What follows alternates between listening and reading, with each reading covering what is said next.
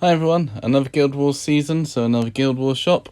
So we're going to go through some of the rewards and have a look at what we can get this time.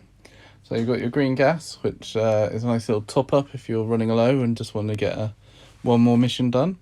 I wouldn't spend too much on it until towards the end of the season though, so you make sure you keep enough reward points for the good stuff. The first infused weapon is Darryls hunting knife. Now this is really just a poor man's version of Mercer's axe. Got tactical, got a chance to interrupt, destructive, and infused razor.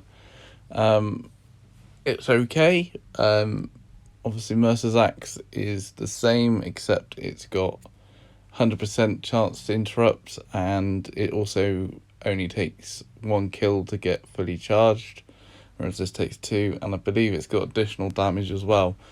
If you've got Mercer's axe, you probably don't need this. Personally, I won't be getting it. I prefer to spend the 2,000 reward points somewhere else, but I know there's a lot of people out there who like to collect this sort of stuff. So yeah, I mean, it's a pass from me, but if you don't have Mercer's axe, then I would definitely recommend getting it. Standard bruiser armor, could find this in any crate. I wouldn't spend my reward points on it. You got Pilot Gore as one of the tools, least useful of the tools, especially now we've got mic support. If you haven't got mic support yet, you will get him eventually, and he's pretty good. So I probably won't get too many of those, but the grenades and blast grenades, I will buy all of them. They're really useful tools to have, and can get you out of many sticky situations. The tokens, Beat and Rosita are the first 2. I've got for the amount you get, for the amount of reward points you have to use, I don't particularly think they're worth it. They are good heroes, but Beat has fallen out of favour due to Zeke. Rosita doesn't really need her leader trait up to that much, but it can be useful. I'll probably pass on those. Never buy the normal tokens. I don't really know why they're in there. And as you can see, I don't need any more red gas. If you are running low, then possibly you want to top it back up. But if you've got more than 20, there's not really any point in doing that until you need it. Your Miko tokens, yeah, I'll probably get those. She's a very useful hero. Eugene, he's fallen out of favour for me personally. I much prefer Right Go Glenn and T-Dog at the moment. But if you still use Eugene a lot, then obviously it might be worth getting them, but not for me.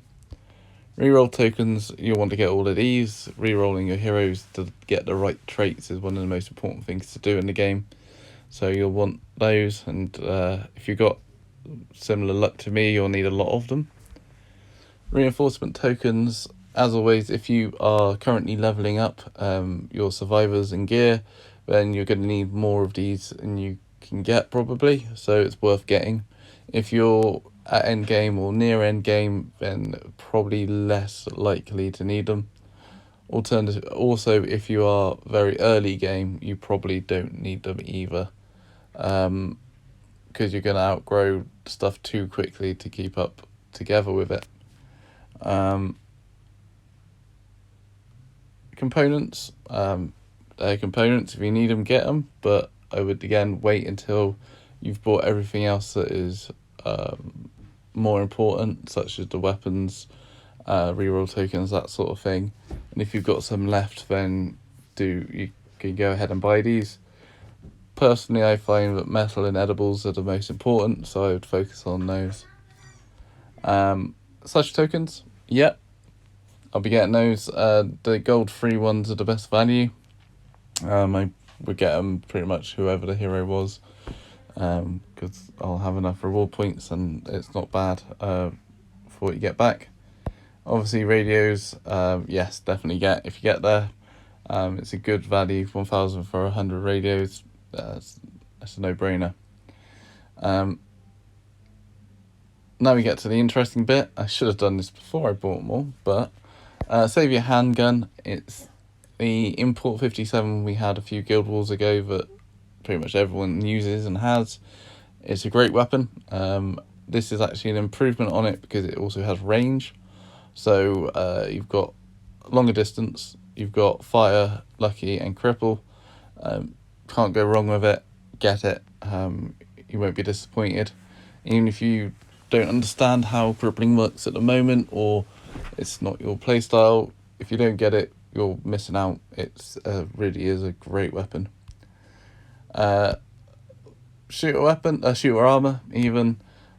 Charging, you don't get charging on armor except through the Guild Wars stuff usually. Gold primed, gold ruthless, that makes it great on its own. And then you've got infused lucky as well, so you can have triple lucky on your shooter, which isn't always required, but it does help with certain leader traits like Hilltop Maggie. So yeah, I would say definitely get it, because you won't get better armor anywhere else. And lastly, bit of a weird one, the Dragon's Tongue. This is the ensnare version. So you got a 60% chance to ensnare an enemy with it. If it's a non-body shot, it's got Razor.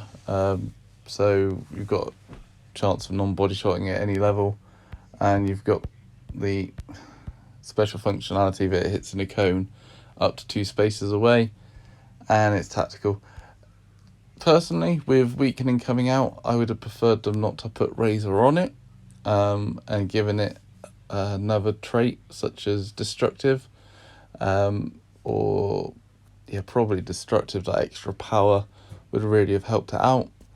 I've still bought it, as you can see. I played with it on the previous challenge, so you probably see a few videos on my YouTube channel showing it off. It actually ensnares a good amount of time.